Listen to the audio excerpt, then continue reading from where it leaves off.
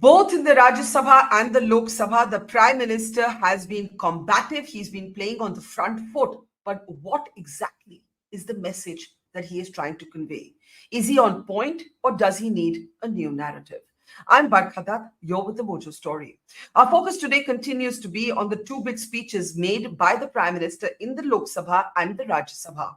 In the Lok Sabha, the opposition tried to drown out what the Prime Minister was saying. Chants of Manipur, Manipur, Nyay Do, Nyay Do literally collided with what the Prime Minister was saying. The images out of the Rajya Sabha were different today. The opposition, in fact, staged a walkout, objecting to what they called the lies being said by Prime Minister Modi. Mr. Modi carried on in a combative speech, one in which he called the Congress the enemies and the opponents of the Constitution, a Constitution that he said otherwise they claim that they are preserving.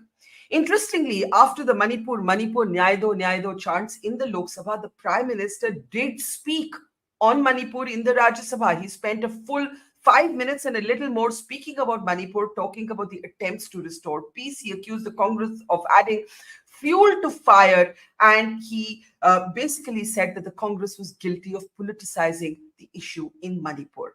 On the program today, we'll be talking to the biographer of Prime Minister Modi, Nilanjan Mukhopadhyay. He's with us. He's the author of several books. He spent a lifetime actually studying the RSS, the Sangh Parivar, and the BJP. Thank you, Nilanjan, for being back with us. Let me first ask you if you saw any difference in the two speeches. The environment around him was very different. In the Lok Sabha, the opposition was chanting throughout for more than 2 hours. And in the Rajya Sabha, the opposition walked out. Did you find a difference in the two speeches made by the Prime Minister, in the messaging, in the energy, in the positioning? Thank you, Barkha, for the first time, having me. Both in Lok Sabha and Rajya Sabha, the Prime Minister was, I think, far too combative than what should be. Should be in the changed political situation post the 4th of June. It is almost a month since the results were declared. I do not know. I somehow get the feeling that the Prime Minister continues to be in a denial. It almost appears, if you want to actually use a journalistic phrase, that the 4th of June never happened in his life. That he continues to be having the same kind of numbers which he had in the 17th Lok Sabha. He has to accept, that he is running the House with 240 members on his side, whose support is guaranteed, is assured. The support of the coalition partners, is muted. If you actually notice the criticism which was made of the speech of Rahul Gandhi, which he delivered in Lok Sabha the other day, several BJP leaders commented adversely on the speech, including intervening during the speech. But barring Chirag Paswan, I have not come across any major statement by either the Telugu Desam Party, Chandrababu Naidu, or the JDU and Nitish Kumar. Even yesterday, when all the fight back was happening to the opposition onslaught in Lok Sabha, when he was being heckled while speaking, I did not really notice very many people from the coalition partners getting agitated about what is happening. So I think first and foremost, the Prime Minister has to make up his mind that what he wants to do with the House. Does he want it to be a very unruly House, especially the Lok Sabha, where he has definitely reduced numbers than in the previous House? Or does he want it to continue in the same manner which it happened quite often? But let's for a moment, sorry to interrupt you, argue it from the other side. The BJP argues that when Rahul Gandhi was speaking in the Lok Sabha, other than the brief interjections by the Prime Minister twice, when Mr. Gandhi made the comment on, Aap Hindu ho hi nahi, which has now become such a big talking point, a point of debate, the Treasury benches did not interrupt Rahul Gandhi. They did not shout down Mr. Rahul Gandhi. And they say that it is the opposition who chose to do that when the Prime Minister was speaking. Now, clearly, there is a shift. These are shifting power dynamics. Maybe it's payback time. The opposition is saying this is our payback moment. We're going to borrow from the BJP's playbook and do to us what they would have done to us, do to them what they would have done to us. But this is what the BJP will argue. We were conciliatory enough to listen to Rahul Gandhi. It is he who exhorted the opposition MPs to keep chanting throughout the Prime Minister's speech. So when you say Mr. Modi is acting like June 4th never happened, is Rahul Gandhi, as the BJP alleges, also overreading the June 4th verdict? I think in politics, context is very important. Now, the 18th Lok Sabha is taking place in the backdrop of all that happened in the 17th Lok Sabha, where the BJP used the brute majority which it had, 303 of its own, plus another 30, 40, 50 of the allies who were there with them. At no point was the BJP numerically, short, challenged in any way. A lot of things happened, mass suspensions of opposition MPs, disqualification of Rahul Gandhi, expulsion of Mahua Moitra, bills being passed while the opposition was not there. The three criminal law bills which have been passed, which changes the criminal justice system in the country, were passed without the opposition present. How can you say that you are committed to a parliamentary system? You would at least wait, when they are there. That's the least kind of debate that one can have. The problem is that Mr. Modi, to be very fair with him, he's always commanded with brute majority. His governments have always had brute majorities. He became the Chief Minister of Gujarat in October 2001. In December 2002, he had the elections and got a two-third majority. 2007 and 2012, also the majorities were very close to the two-third mark. 215, 217, those kind of figures in a house of 182. Similarly here, 282 in the 16th Lok Sabha, 303 of his own in the 17th Lok Sabha. So this is something which he knows. It's a template which is perfected in Gujarat, which has been replicated at the national level. The problem with Mr. Modi, if you just try to understand very politically, the problem is that he does not have a pre-existing template for the political reality he is faced with. That is the basic problem. You want to run the house properly or not? Obviously, you want to have a basic decorum at debate. Did you concede on deputy speaker? No, you did not. Did you, in any case, tell the speaker to go slow on expunging? What is the meaning of expunging, from Rahul Gandhi's speech in the age of social media? Everybody is circulating it to 1,001 people all the time. It doesn't get stopped. None of the statements of Rahul Gandhi which have got expunged, would have would have actually disappeared from the entire media space. But you take all these provocative actions, and then you expect that they are going to quietly allow the Prime Minister to speak. Why should the opposition allow if you're not allowing the opposition the basic courtesies which are allowed in the parliamentary system? Give the what power? So in a way, you're saying that the Prime Minister is groping in the dark a little bit when it comes to this new reality. How does he adjust to a political system where he doesn't have numbers on his own? Now, what's interesting, I want to just play out a little clip of the Prime Minister, is the debate around the Constitution. In this session, we have seen constant references to the emergency, to Indira Gandhi's emergency, as the countervailing narrative from the opposition has been Jai Samvidhan, we are the guardians of the Constitution. This is what the Prime Minister said today on the Congress's claim to be the defenders of the Constitution. Take a look. ये संविधान की मर्यादाओं को तार तार करके protocol में एक परिवार को प्राथमिकता कैसे दी जाती थी, कौन सा संविधान था? संवैधानिक पदों पर बैठे हुए लोगों बाद में, एक परिवार के लोग पहले। कौन से संविधान की मर्यादा रखी थी आपने? और आज संविधान की बातें करते हैं, संविधान लहराते हैं, जय संविधान कहते हैं। अरे आप लोग तो India is Indira, Indira is India के नारे लगा करके जिए हो।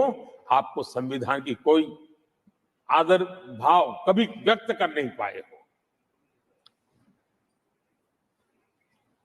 आदरणीय सभापति जी, मैं बहुत गंभीरता से कह रहा हूं, इस देश में कांग्रेस संविधान की सबसे बड़ी विरोधी है, उसके जहन में। Congress संविधान की सबसे बड़ी विरोधी है. The Congress is the biggest opponent of the Constitution. The Congress, invoked Indira and India to be the same. All of this is, the Indira is India slogan is factually true. The emergency is factually true. The question I have for you is the messaging. You see, as antagonist, Rahul Gandhi has a easier job than Modi does as protagonist, because in his third term, the prime minister needs a story. In the first term, his story was change. In his second term, his story was the alpha male, tough leader, national security. In the third term, he thought it might be Ram Mandir plus governance. It hasn't quite gone the way, not completely gone the way he would have wanted it to.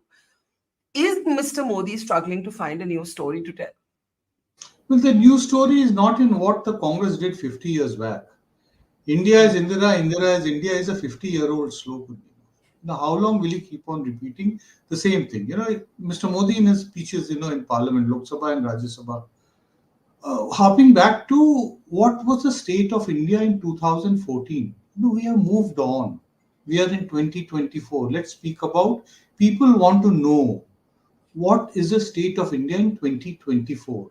Mr. Modi is possibly not recognizing the fact that there has been massive erosion of his popularity in very important states. Uttar Pradesh, for instance, he is no longer the number one party. Why did the mandate happen? Obviously, because people think that not enough has been done in 2024. Those are the things that people want to know. What is he planning to do? What is his vision about the resentment over Agnipath, for instance? That's something which in Uttar Pradesh, it was a very common sight. If we travel during elections or any other political time, you have these youngsters in the age group of late teenagers to early 20s, running away, just preparing themselves for the physical to go and join the army, armed forces, or failing that, any of the paramilitary forces.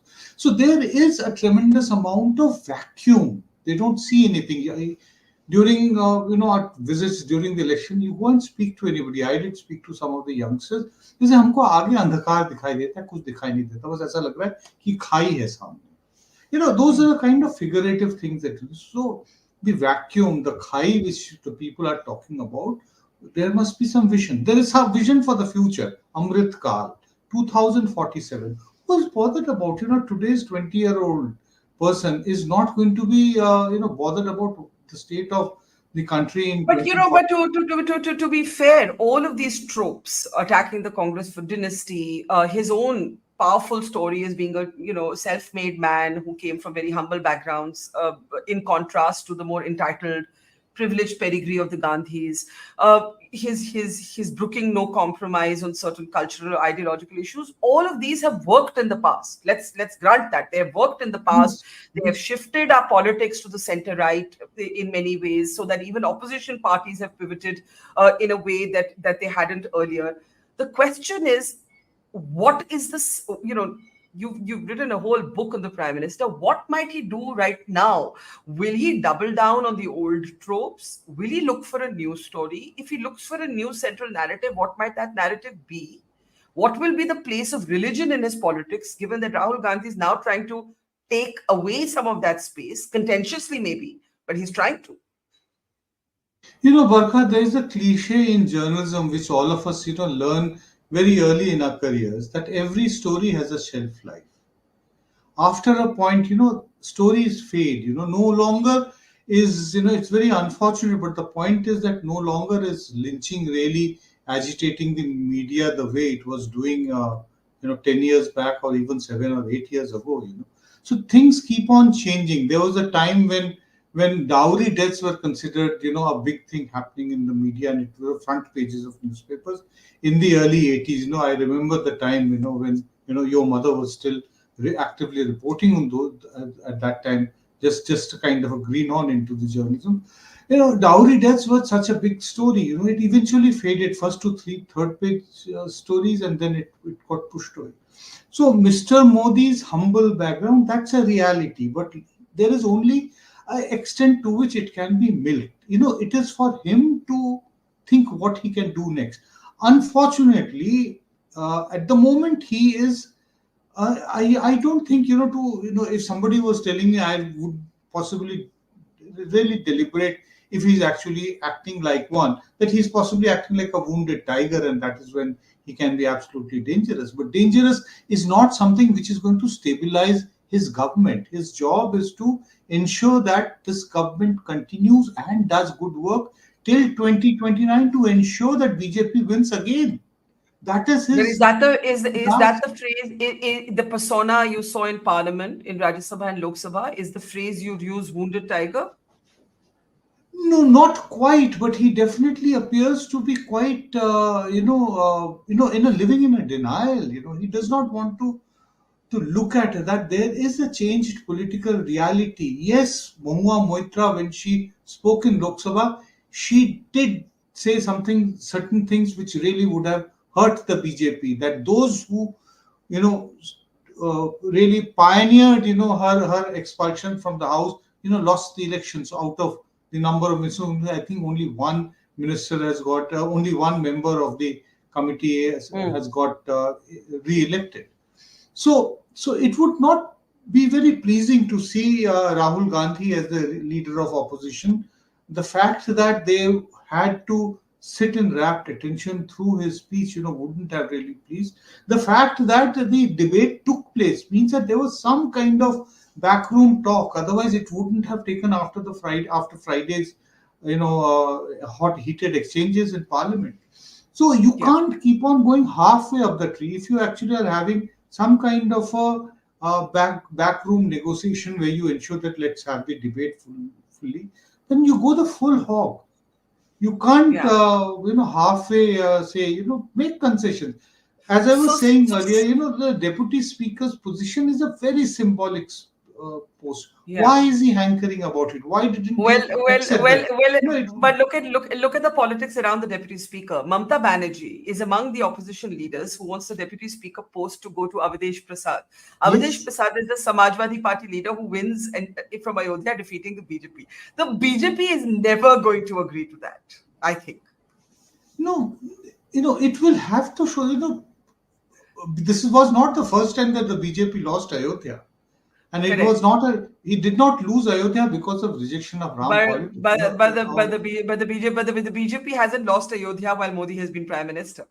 No, not while Modi has been prime minister, but there is a Yes. history that constituency has a separate character. There are very significant, important caste issues which actually play up, and I think it was Yes. a brilliant strategy on part of the Samajwadi Party to pick up a Dalit candidate from Ayodhya, that to a Parsi, who's a very high numerical presence in the constituency.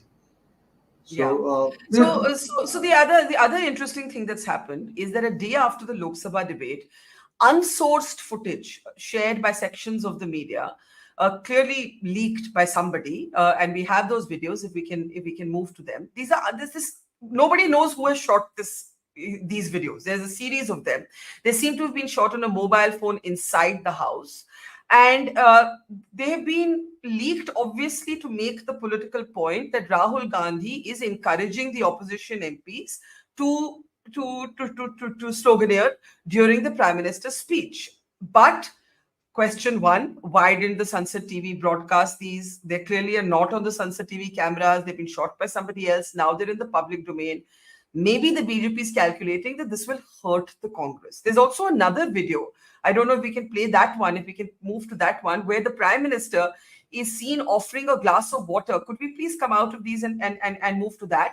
There's another video, Nilanjan, where the Prime Minister is seen offering a glass of water to an opposition member of parliament who's standing right in front of him at the well shouting. And the BJP is obviously making much of the fact that look at how gracious the Prime Minister is. Now, when you look at these leaked videos, this new mysterious footage, what do you make of it?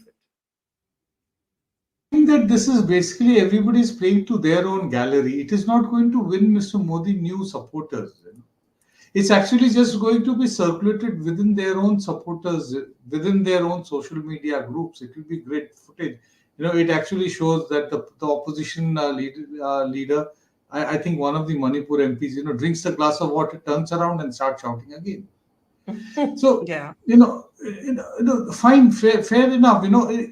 the point is that it is only Mr. Modi who can change the rules of interaction in Parliament by being, more accommodative than what he has been so far.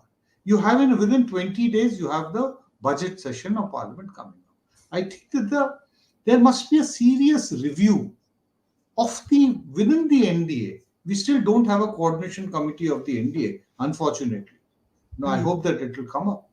So they let the coalition work, and let Mr. Modi say it is the responsibility of the coalition also to say that what can we do to ensure, fairly, reasonable parliamentary debate and no heckling, no boisterous disturbances. These kind of things. You don't think that the BJP's hope that looking at these images of Rahul Gandhi kind of encouraging the opposition to go into the well is going to hurt the Congress in any way? That's what obviously the BJP is hoping with these videos.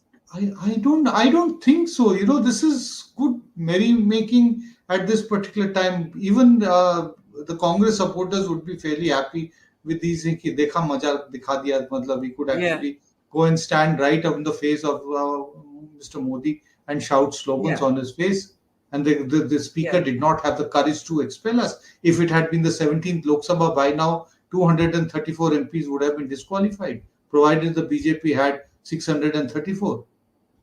Now you mentioned the Manipur MP who takes the glass of water, drinks it, and returns to shouting slogans. Now the Prime Minister. I think it was a Manipur MP. I'm not sure. Can we play that video again? I think we have that video, but you can't actually tell if it's. Yeah. Could you play it, please, guys? Could you play it? Yeah, there it is. So he first, I don't know if it is because he offers it first to somebody else. That person declines, and the person next to him then takes the glass of water. But obviously, the BJP through this video is trying to make the point that look at how gracious the Prime Minister is, that even while these opposition members of Parliament were shouting slogans against him, he interrupted his own speech and offered a glass of water, and the MP then puts it in front of the Prime Minister's table and goes back to shouting slogans. Now, what do you make of this moment? I don't know if the person is from Manipur or not. I can't actually identify. No, I can't make out, Yeah. In fact, this is the first time I'm actually seeing this visual, really wouldn't be able to say, that it appears, there's a far bigger crowd than what I actually presumed that there was. I thought that maybe 4 or 5 people were there standing in front of. So that's what I want to ask you before I come to Manipur. That for the Prime Minister, who is used to, as you said, clear majority, to be surrounded in the House just in front of him by MPs shouting slogans against him so loudly throughout his 2.5 hours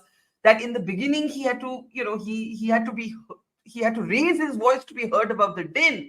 Psychologically, what do you think Mr. Modi is feeling at that moment? Yeah, it would have made him very angry. He would have been, his blood would have been boiling at that time, because this is something that has not even happened in Gujarat.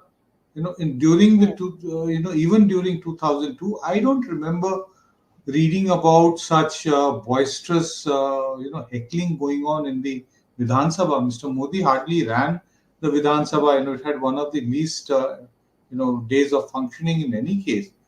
So, it would definitely not have been a very pleasant thing. And I think it would have taken, to be fair, it would have taken a great effort for him to have actually spoken and finally delivered the entire speech and being able to, maintain a balance.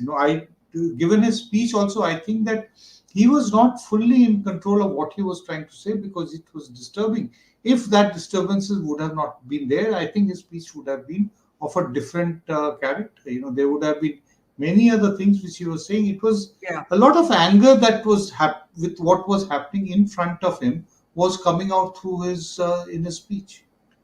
Now let's come to Manipur. Something quite unusual happened in the Rajya Sabha. You see, one thing I think those of us who are students of politics, one thing you've observed about Narendra Modi is, if you say he must do something, he will not do it. He will do it on his own terms. He will do it on his own time. So yesterday, the opposition kept chanting Manipur. In his 2.5-hour speech, he made no mention of Manipur. But in the Rajya Sabha today, he spoke for more than 5 minutes on Manipur. and coming a day after the opposition had demanded that commentary. It's quite intriguing. First, I'll just play out a bit of that, and then I want to talk to you about whether that signals a shift. Take a look. हम सभी को राजनीति से ऊपर उठकर वहां की स्थिति को सामान्य बनाने में सहयोग करना चाहिए, ये हम सबका कर्तव्य है।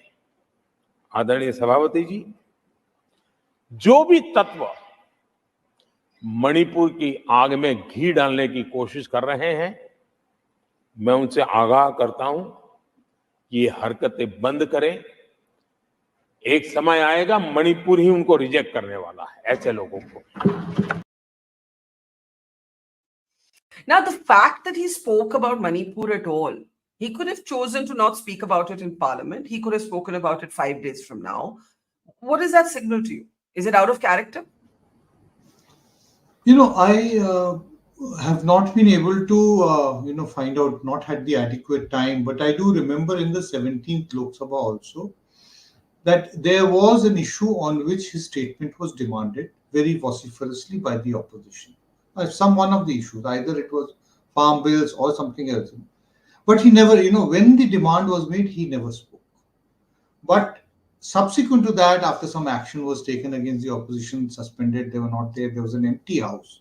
Empty house in the opposition benches were empty. He spoke about the particular issue on which it was demanded of him. The point which can be made is that what is the point of speaking to in an house where the opposition benches are empty, so that if the need be, they cannot even interject if the chair allows it. Yeah.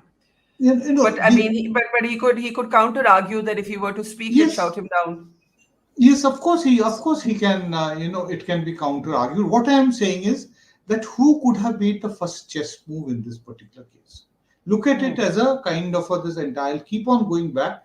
That prior to the session, what kind of an arrangement or agreement or what messages did it send to the opposition? That would it be a more humble treasury benches or would it be the same one as in the 17th Lok Sabha? The thing basically started, whatever discussions, backroom parlance started on the issue of the speaker. So on that, there was a stalemate. The opposition wanted an assurance on the deputy speaker. The treasury benches were unwilling to give it. That is what actually I think the first move of the opposition, of the treasury benches, was that they are not making any concession to the opposition. And I think that this has to change. This is just the first session, and this was actually a very symbolic short session. This is hardly in terms of business. Let's see what happens, as you said, in the budget session. Yeah. But in the end, let's talk a bit about Rahul Gandhi and the some would argue high risk decision to play the BJP or to battle the BJP or to fence with the BJP in its own backyard. I'm talking about Rahul Gandhi's Hindu remark, where he turns around and he says to the Prime Minister, "Aap to Hindu hai hi nahi." Modi does not equal Hinduism. BJP does not equal the Hindu Samaj. He also shows images of all faiths, representing all faiths, and makes the point about how the BJP cannot claim to be the sole representative of Hindus. Now, there are two views on this. Should he have done it? Should he not have done it? In the campaign, the opposition was very clear. If we fight the BJP on anything to do with religious identity, the BJP wins. Somewhere there seems to have been a rethink. What did you make of what Rahul Gandhi did? Of course, it's been presented as he said all Hindus are violent. He didn't say that.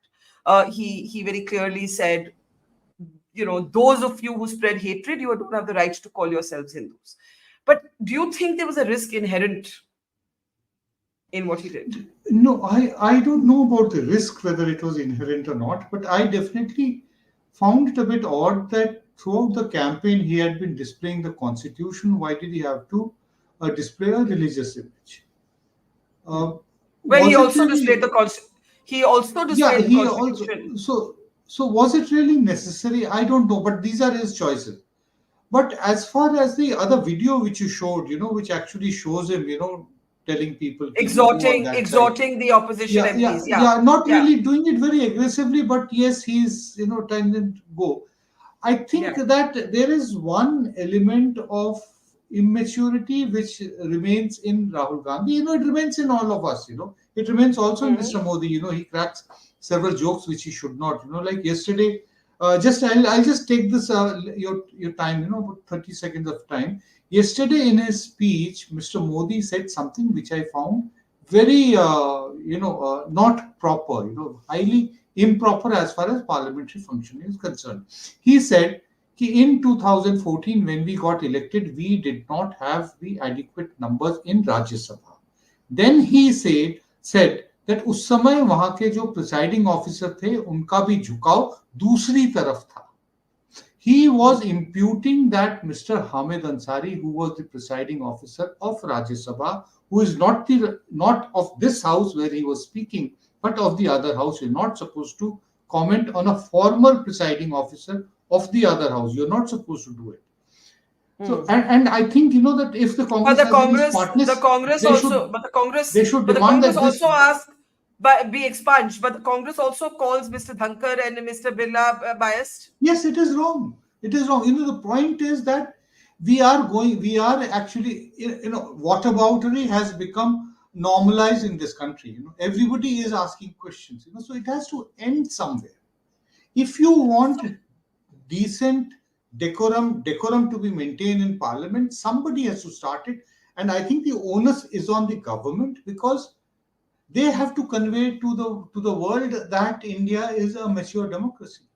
You didn't complete your point about Rahul Gandhi. You said that video. Yeah. So I think there's that element of immaturity. The same thing. You remember that very infamous wink which he made to Jyotiraditya Scindia, in the Parliament after delivering a speech, or that how did a kaisa diya, that kind of thing. So I think that in a house, it's not a clubhouse.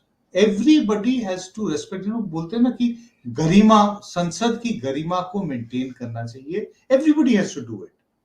I'm telling you about Rahul Gandhi because at the moment you asked me about Rahul Gandhi, I would say the same thing on various points. Where I'll recall and pull it out, where Mr. Modi has not maintained the garima of the Southern. Yeah. So let me end by asking you about the RSS. The RSS is in wait and watch mode. What mode is it in? No, I think it is in wait and watch mode. The RSS never really works in a hurry. It has a very long-term window. They had to say certain things. They have said certain things. They are not in the habit of repeating what they said. What had to be said was said.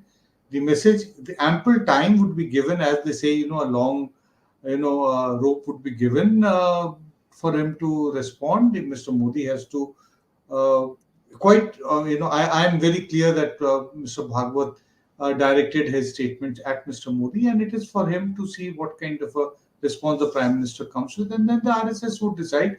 But on the NEET issue, I got the clear thing that the ABVP was at the forefront of submitting memorandums, of mobilizing student agitations, and raising the voice of the students, not just the ABVP, but also other organizations which are connected with the world of academics and are linked with the RSS.